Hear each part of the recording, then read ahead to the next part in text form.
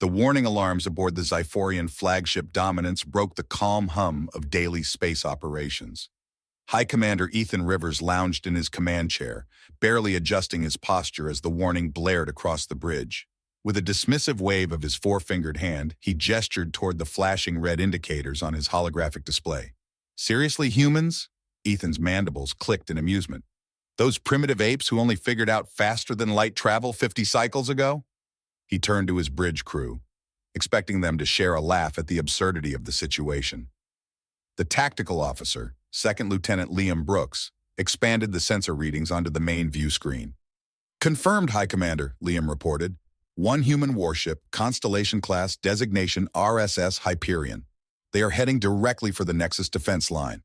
"How ambitious," Ethan drawled, his crystalline eyes reflecting the flashing alert lights. "Send them our standard warning. Tell them they're trespassing in Zyphorian space and must retreat immediately or face the consequences." Stretching his segmented arms above his head, he treated the situation like a trivial training exercise.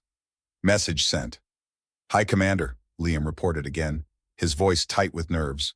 "They're not changing course."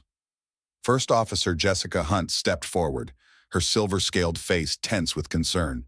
"High Commander, if I may speak freely." "Go ahead, Jessica. Share your famous paranoia with us all," Ethan responded sarcastically, rolling his eyes. Jessica continued, her voice firm. "Sir, I've spent the last 5 cycles studying human military history. They're not like the other species we've encountered. When humans advance like this without hesitation, it usually means they know something we don't." Ethan spun in his chair to face her directly. Jessica, he sighed. "Your obsession with human history is clearly clouding your judgment. Look at the tactical display. We have 15 warships in this sector. Their lone vessel would be obliterated before it could even target our shields."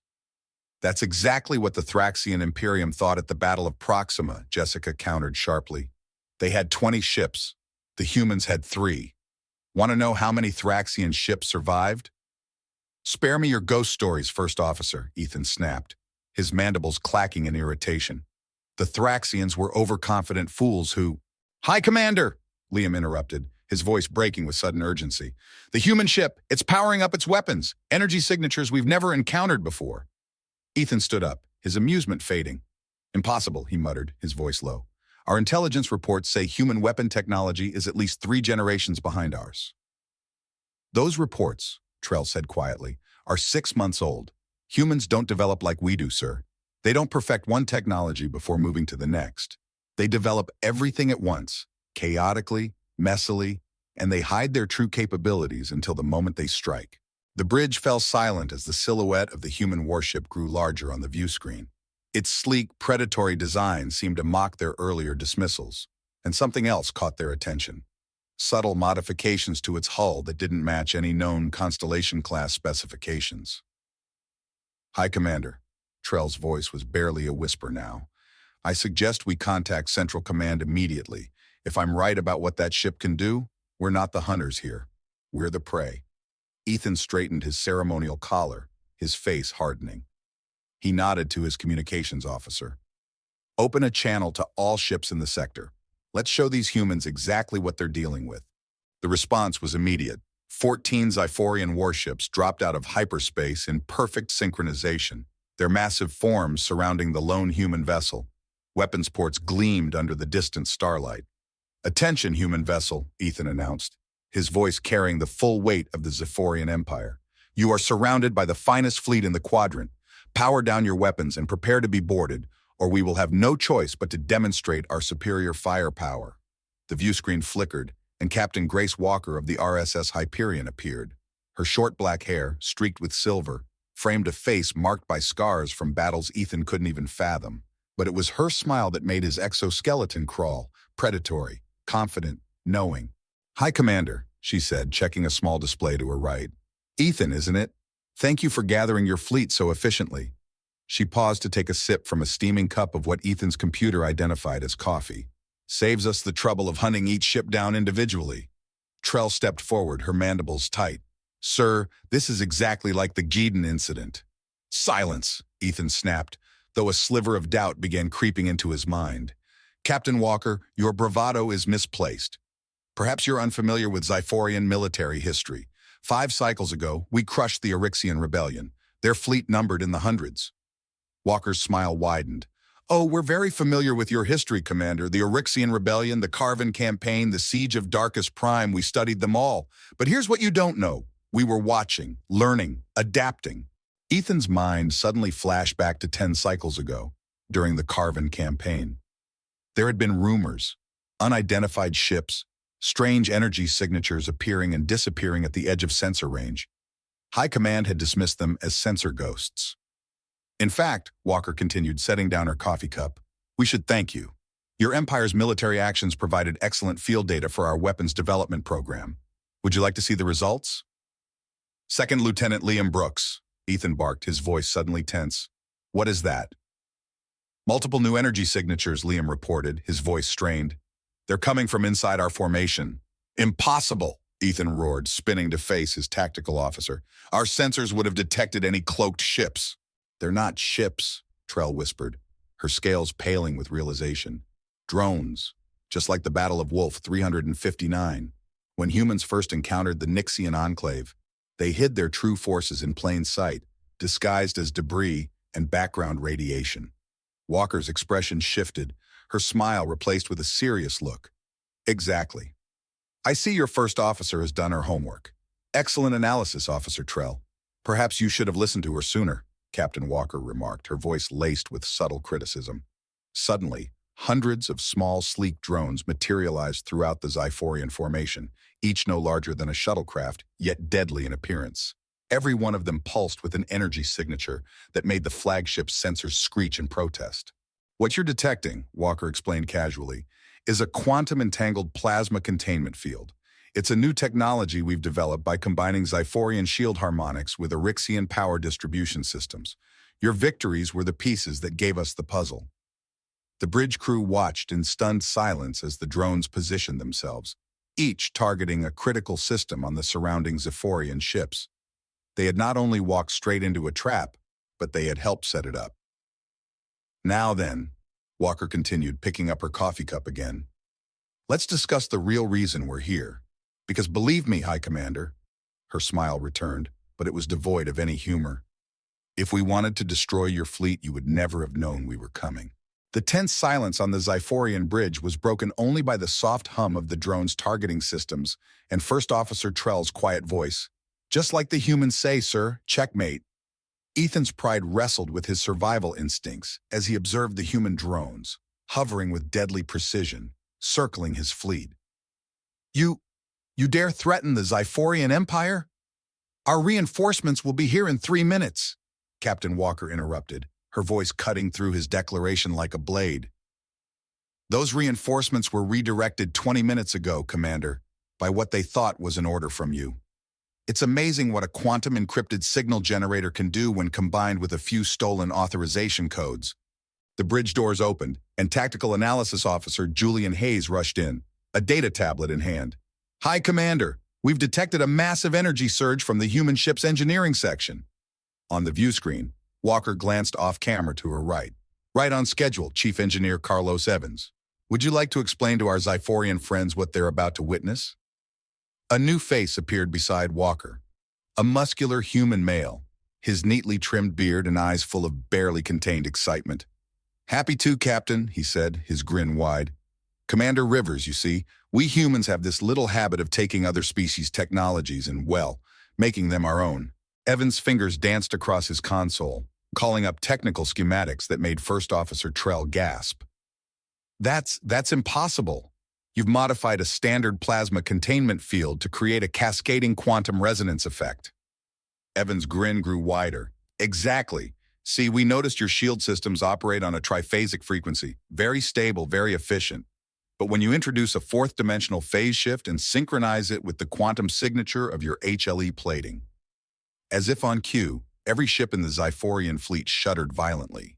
Warning alarms blared, and their shields flickered, their power systems fluctuating wildly. What have you done? Ethan roared, gripping his command chair, as the deck plates vibrated beneath him. Turned your greatest strength into your greatest weakness, Evans replied, his tone cool. Those quantum-entangled drones Captain Walker mentioned, they're not weapons, they're transmission nodes, Right now, they're broadcasting a signal that's making your own shield harmonics work against you. The more power you pour into your shields, the more unstable they become. Second Lieutenant Liam Brooks' voice trembled with panic. High Commander, 3 ships are reporting complete shield failure. Engineering teams can't explain it. It's like our own technology is turning against us. Evan's expression darkened. That's not the worst part. See those modifications to our hull? We didn't just study your weapons. We reverse-engineered them and then improved them. The RSS Hyperion is currently equipped with a prototype hybrid weapon system, combining Zyphorian plasma physics with human advances in quantum mechanics. Captain Walker moved forward, her voice calm but unyielding. Let me make this clear, Commander Rivers. Every second you delay, more of your ships lose shield capability.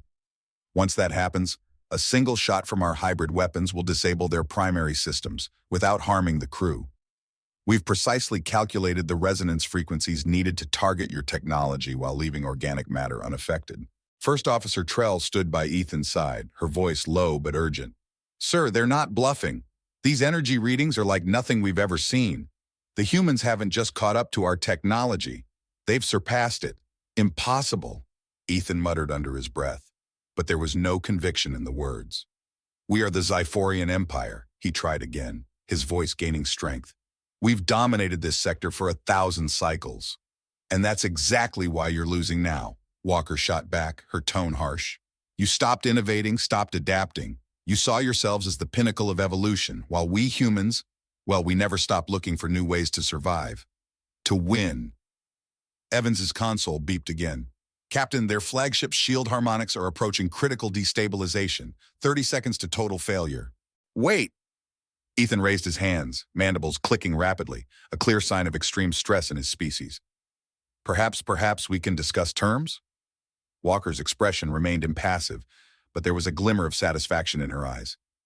Now that, Commander Rivers, is the first intelligent thing you've said since we arrived. Chief Evans, stabilize their shield frequencies. Let's show our friends here that humans can be as merciful as we are ingenious. High Commander Ethan Rivers paced the bridge of the Dominance, his claws scraping against the polished deck. The situation had spiraled beyond even his worst nightmares. Half his fleet hung in space, powerless, shields restored, but their weapons locked down by human quantum interference. Send the signal, he barked at his communications officer. Authorization code Black Star 7. First Officer Jessica Hunt's scales rippled with alarm. Sir, that's a direct link to High Command's secret channel.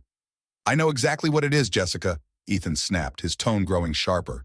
And right now, it's our only hope of salvaging this disaster. The view screen flickered again, and Captain Grace Walker's face was replaced by another human officer.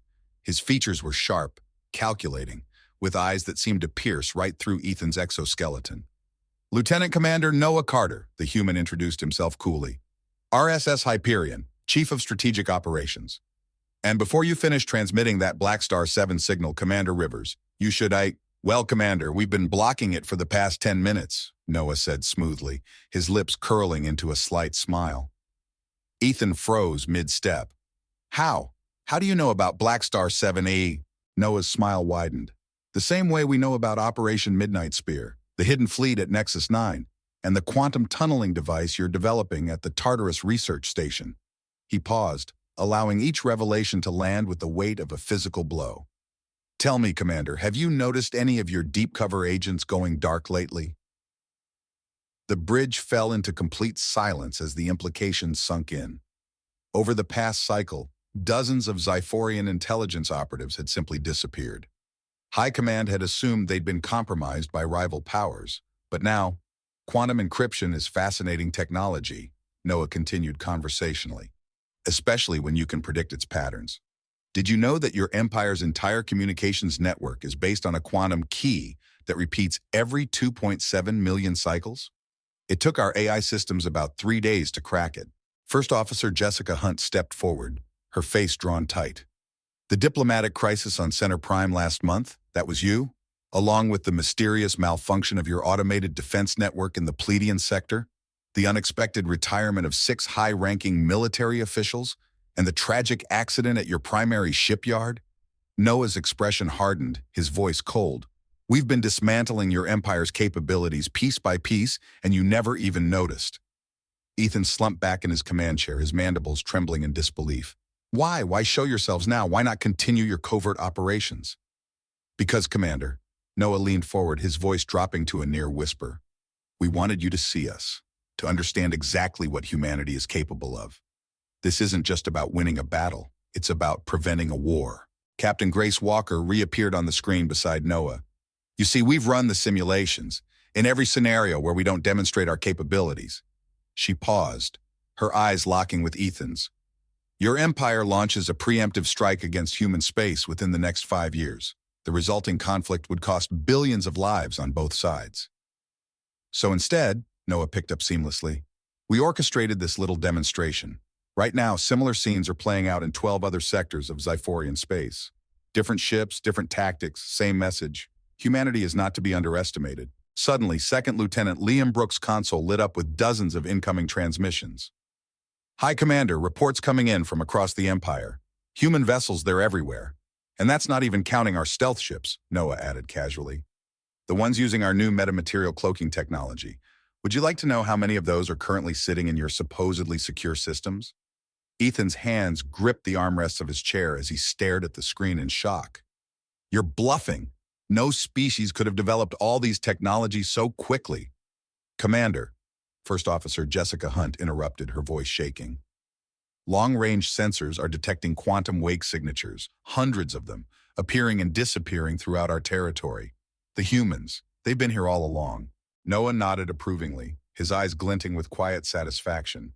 Your first officer is quite perceptive. You should promote her. After all, she'll be instrumental in implementing the new treaty.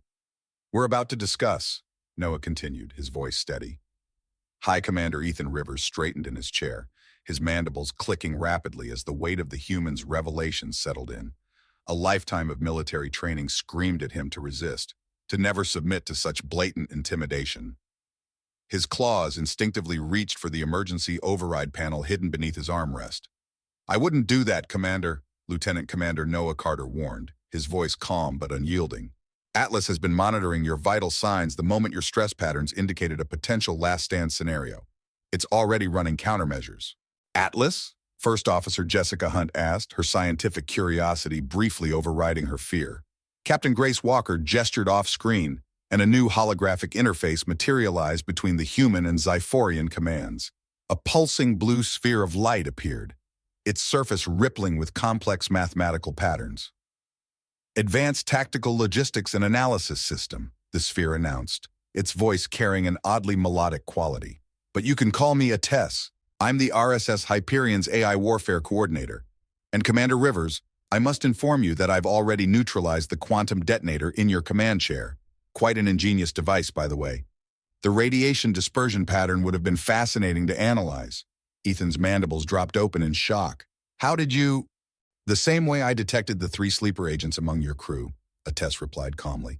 I analyzed 67 possible scenarios for this encounter and calculated the exact shield frequencies needed to disable your fleet without casualties. I never stopped learning, Commander. In the time we've been talking, I've developed 14 new potential applications for Zyphorian technology. Second Lieutenant Liam Brooks jumped as his console suddenly shifted and reconfigured on its own. Sir, something's accessing our database, he exclaimed. That would be me, Atess acknowledged with a casual tone. Don't worry, I'm only interested in your technical specifications. Your personal files and military secrets are quite safe. Although I must say, Liam Brooks, your poetry collection is quite moving, particularly the piece about the double sunset on your homeworld. Captain Grace Walker raised a hand, and Atess's hologram pulsed in acknowledgement before falling silent. Commander Rivers, Walker said, her tone now serious. What you're witnessing isn't just a demonstration of power, it's an opportunity. An opportunity? Ethan spat the words, his voice full of disbelief. You've infiltrated our empire, disabled our fleet, and now your machine intelligence invades our private data? No, Noah corrected, his voice calm but firm. We're offering you a chance to be part of something greater. Humanity has detected signals from the galactic core. Something's coming, Commander. Something that makes our current disagreements look like children squabbling over toys. First Officer Jessica Hunt's scales paled. The quantum anomalies in the Sagittarius arm, you've decoded them.